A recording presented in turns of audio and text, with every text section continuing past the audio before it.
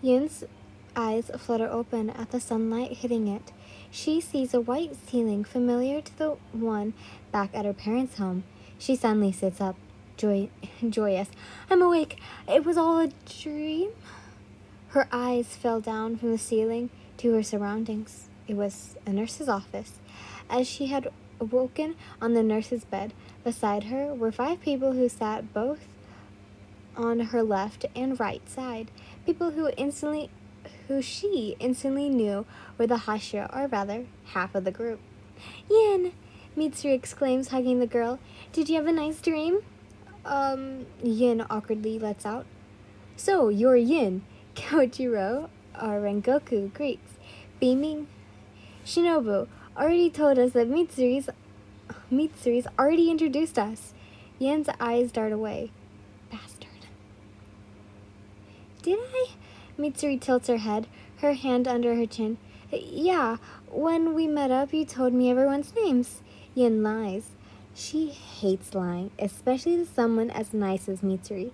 Please forgive me, Mitsuri. Oh, but that still doesn't beat face-to-face introductions. Mitsuri pounds. It's more fun face to face. All right then, introduction time. Kojiro beams, sparkles twinkle at his eyes of his face. I am Kojiro Rengoku, president of the student council. You're quite a darb-looking girl. To be honest, darb means boring.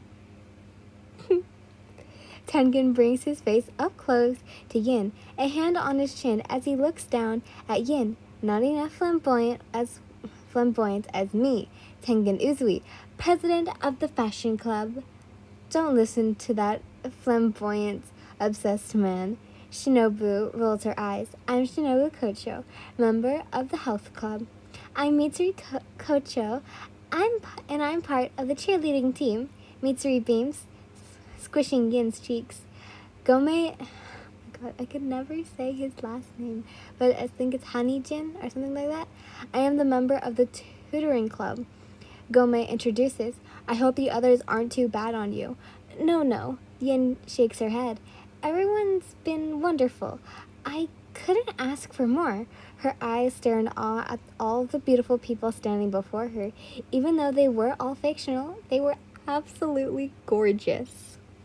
Oh, don't think we're forgetting about you, Michiro, Shinobu says, grabbing a hold of a boy's right ear as they were hiding behind Gome. The boy was playing some online game on his phone. And now stop hiding. Ow. Okay. Michiro shakes off Shinobu's grabbing hand as he stands before Yin. Michiro Tokito. Can I go now? Yushiro's on break and wants to play.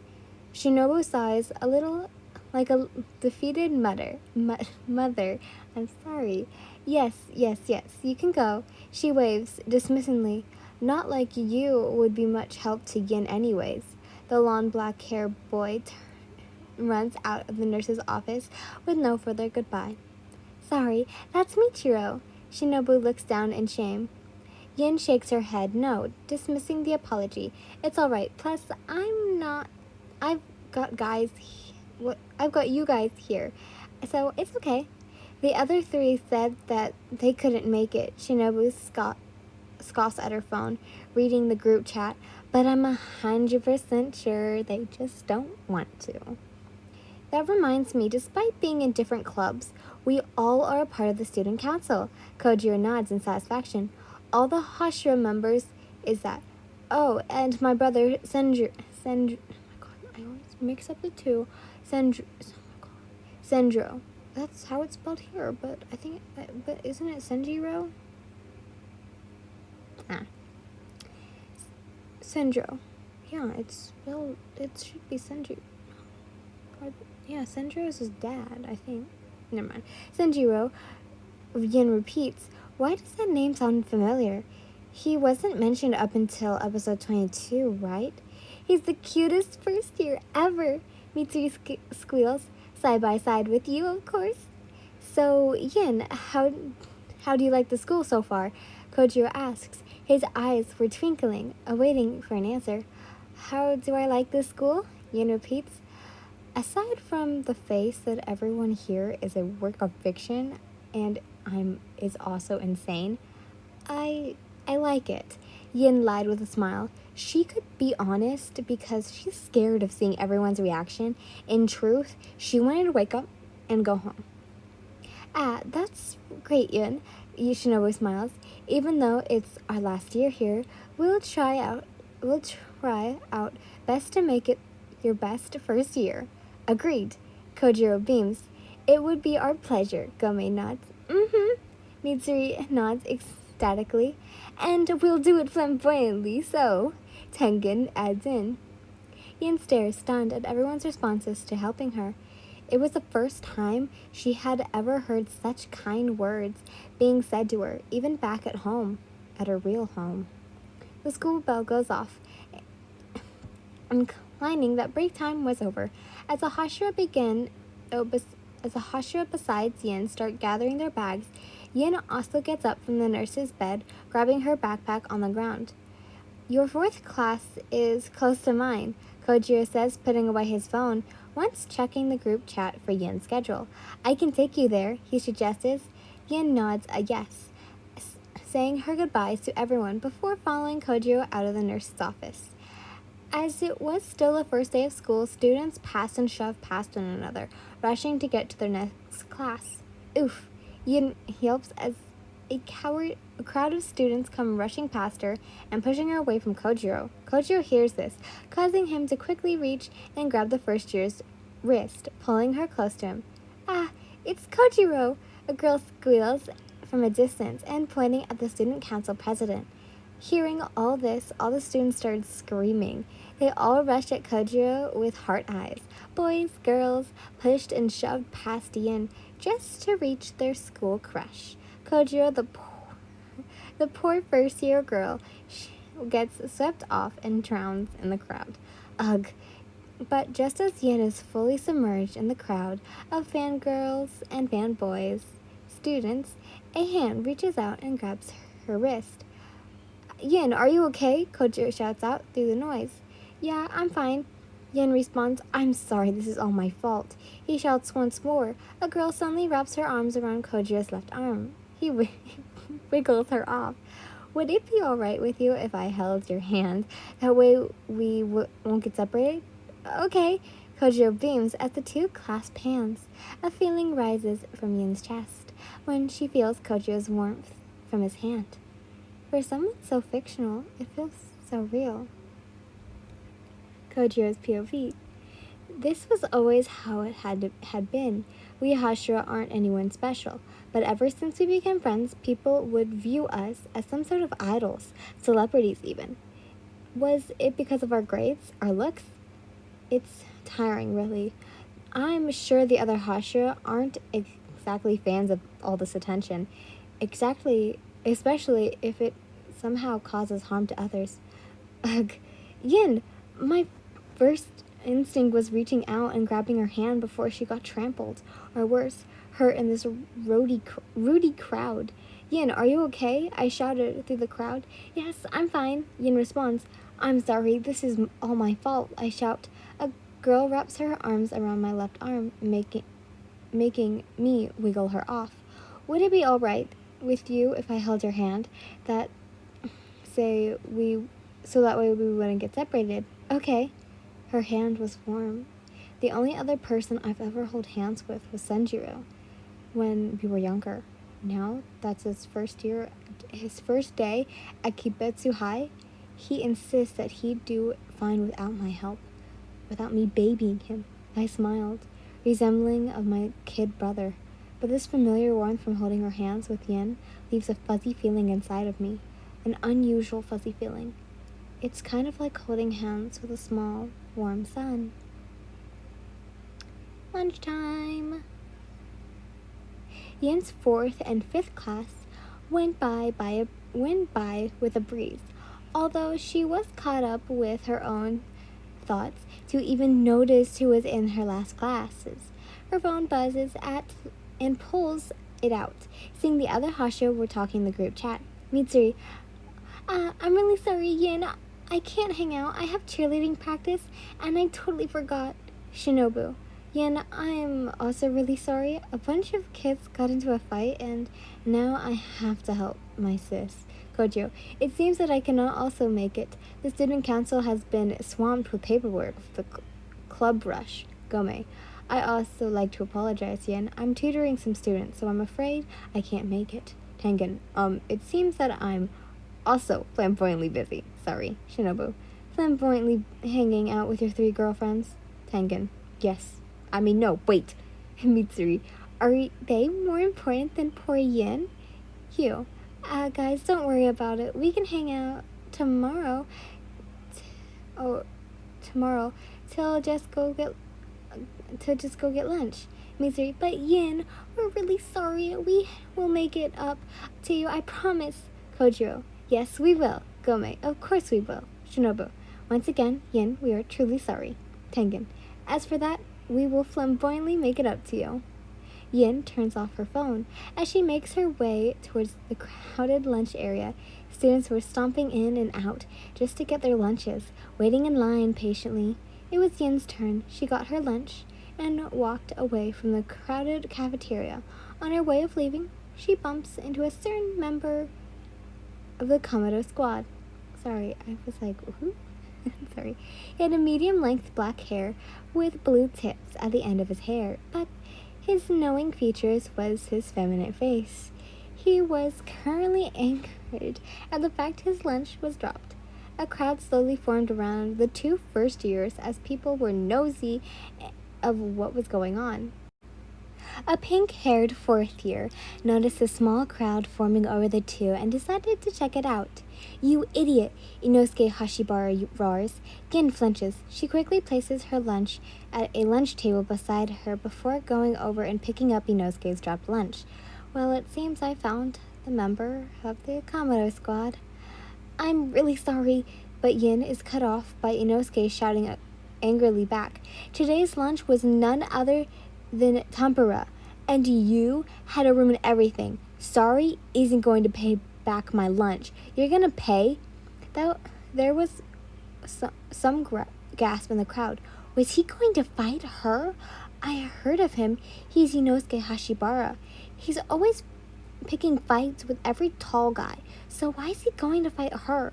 With Inosuke's dropped lunch picked up, she realizes that they had the same lunch. Tapibara. Tempi, I can't say it. An idea sparked through her head, hopefully disclosing things before it got out of hand. Like I said, I'm really sorry about your lunch. Yin quickly places down Inosuke's lunch tray next to hers. She then takes her lunch tray in her hands. So here, you can have mine. Huh? Was all that Inosuke let out. The anger on his face disappeared as his eyes fell on Yin's lunch. Yin pulls her food tray on Inosuke's hands. Did she just give away her own lunch? I can't believe it. Why was Inosuke so hard on her anyways? Poor girl. Shut up. Inosuke yells at the whispering crowd around him. But out of this. Once finished picking up Inosuke's dropped food, Yin stands up slightly, making Inosuke call her out to her. Hey, where you think you're going with that? The trash can's over there. Trash can? Yin frowns at the pointed finger from Inosuke to the trash can. Why would I need to do that? To throw that away? Inosuke points at the food Yin had just picked up. Don't tell me. Yin's eyebrows furrowed. She didn't know what Inosuke meant. Did he think that she was going to throw it away? All her life, her parents had struggled financially. Sorry if you haven't. Food was hard to come to on the table. That was why, when she had attended college, she had promised to pay back everything her parents had done for her. A roof to sleep under, food on the table, so that was why she wouldn't let Inosuke's dropped food go to waste. And besides, it was only dropped for less than a second, she tells herself. 5-second rule, or in this case, less than a second rule. Of course I'm going to eat it. It would be a waste. Everyone stares stunned and shocked at what Yin had said. Inosuke's eyes widened. You? She's insane. She'll get sick. She's the girl who cut herself in my cooking class. Poor girl, I feel bad for her. Please, you can take my lunch. But the girl ignores the crowd talking around her as she walks past Inosuke and out of the crowd. Then again, this wasn't her first time having to eat dropped food. As long as there was nothing going to waste, Yin was fine with whatever outcome her body would handle. Hold it right there. Inosuke tries to go after Yin, but is stopped by an angry crowd. Haven't you done enough damage yet, Hashibara? Yeah, the poor girl even gave up her lunch. Anyways, always starting fight with people for the dumbest reasons. You aren't a part of this, so be quiet. Inosuke yells at the crowd as he tries to push past them, but fails, as there are too many people against him. A certain classmate who was watching this scene just stares in the direction of Yin had left. She really is strange. I wonder what Muzan will think of her. Yin's POV.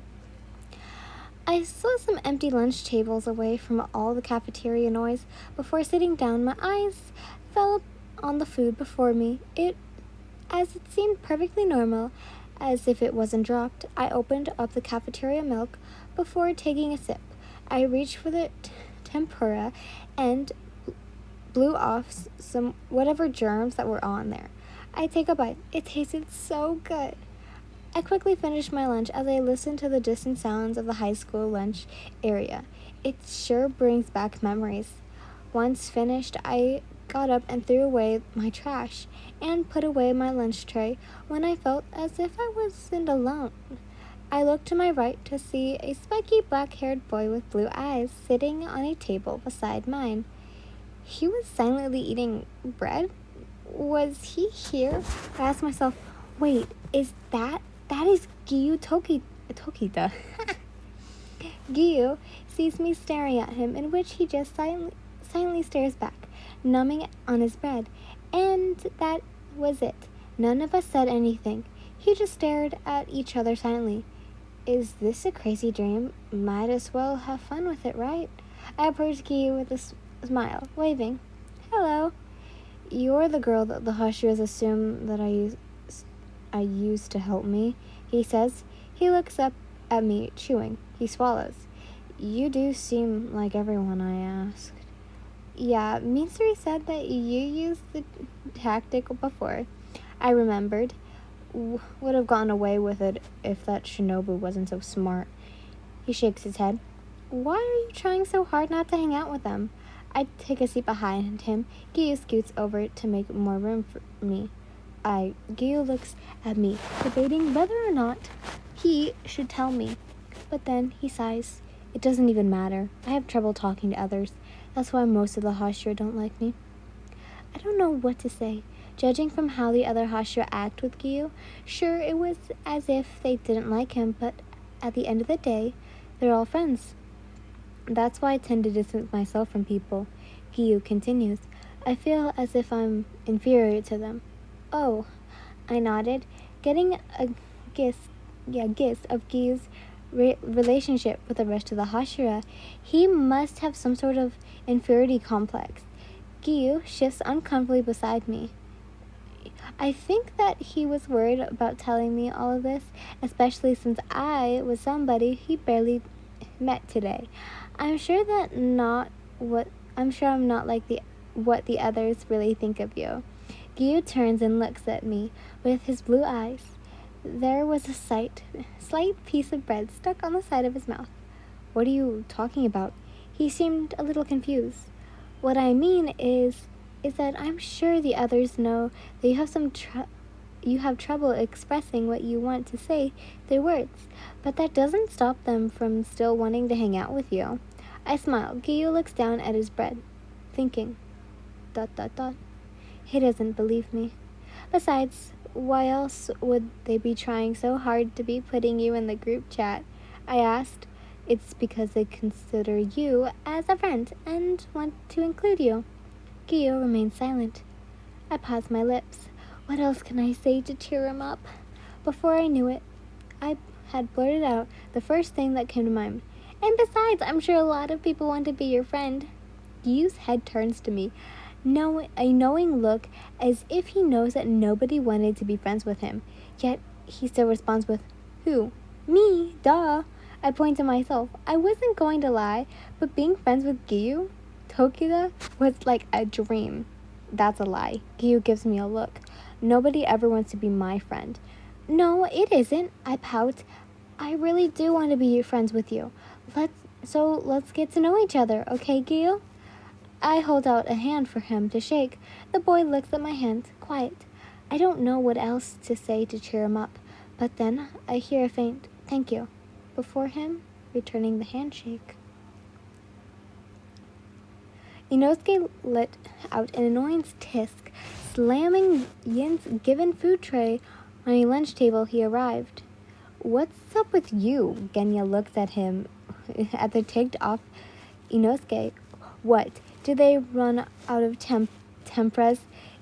Zenitsu jokes about Inosuke's mad expression.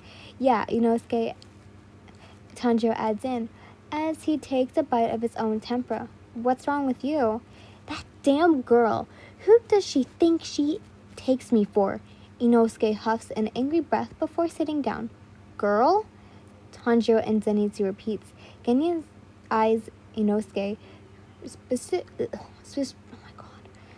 suspiciously, as they were most to be more to the story. Zenitsu suddenly gasped, "Don't tell me you have a girlfriend." "Before me?" "Wow, congrats." Tanjiro chuckles. "What? No, you morons." Inosuke yells back. "That damn girl thinks that she beaten me." Tanjiro and Inosuke give each other an awkward look. Definitely not a girlfriend. Seem too pissed about it. "So, what's the problem then, Inosuke?" Tanjiro barely asks. The three boys surprised.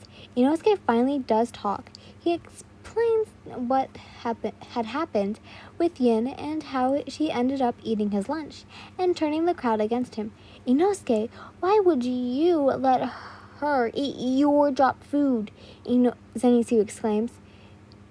"She is pretty stupid," Genya chimes in. "Ugh, I don't care what happened to her, but the fact that she thinks she won against me pisses me off," Inosuke exclaims. "But for some reason, I feel as if I've seen her before. Where have I seen her before?" After listening to Inosuke's story about how she had the mystery girl bump into each other, it somehow reminded him of when he and Yin bumped heads. Tanjiro lets out an air chuckle. "You're laughing at me, Kompachiro." That is on purpose. Inosuke suddenly gets up, leaning over the table at Tanjiro, who quickly holds up his hands in defense. No, of course not. I was just thinking of something." "Oh, that reminds me." Zenitsu claps his hands, his eyes suddenly with hearts. "There was a cute girl in our first class. Wasn't she cute, Tanjiro, Genya? Anyway, we all became friends except for you." Inosuke. "Huh?" Inosuke lets out as he already gobbled up his tempura. "What's that got to do with me? I don't care." "Of course you don't care. What happens when she dates me and finds out I'm friends with such a bore?" Zenitsu directly exclaims. "Was that an insult, Zenitsu?" Inosuke flares. While the two were bickering, Tanjiro and Genya slightly go back to eating their lunches. Oh my god, why is there so many? Okay, don't you think she's kind of weird? A pink fourth year asked someone at the lunch table. "She sounds like she would be a perfect addition to my cults." Another one chuckles. "These first years are getting bolder and bolder by the year," a fourth year, said with a large ponytail, and shakes his head tiredly. "Dumb and dumber, you mean?" A boy who was told to be the ugliest one takes a bite of his lunch. "If I remember right, that girl had cut herself in Hanaga's third class."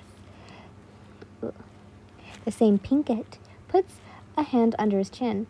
"Doesn't our great and mighty Muzan have him third?" All eyes glanced over at Muzan Kibutsuji, the fourth year, and their leader of the group.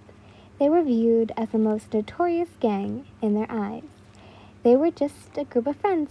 Well, a group of friends with scary and controlling leader. A group of friends who have truly dark and disturbing secrets. Muzan had already finished his lunch, in which he gets up without answering the pink-haired boy's question. You all talk too much. With that, Muzan leaves, leaving his group to throw away his lunch. You know, the blonde states, a sinister smile dancing on his lips. His hands were supporting the weight of his head under his chin. Words been going around that Hashibara's got a new play toy, a new plaything. A boy that was first year looks up from his phone. After hearing Doma's words, everyone's ears perked in interest. I may not be our great leader, but seeing those Hashira walking around all happy ticks me off. The blonde licks his lips. With that you said is true about the girl, Akaza. Maybe that girl is who they're interested in. I saw Iguro walking to Hinagawa's third class. A green-haired boy confirms. I'm changing the green just to hair because it's way easier. The blonde lets his words look in the air with a smirk as everyone's eyes glance at one familiar sinisterly. I wonder what their faces would be like if we were to break it.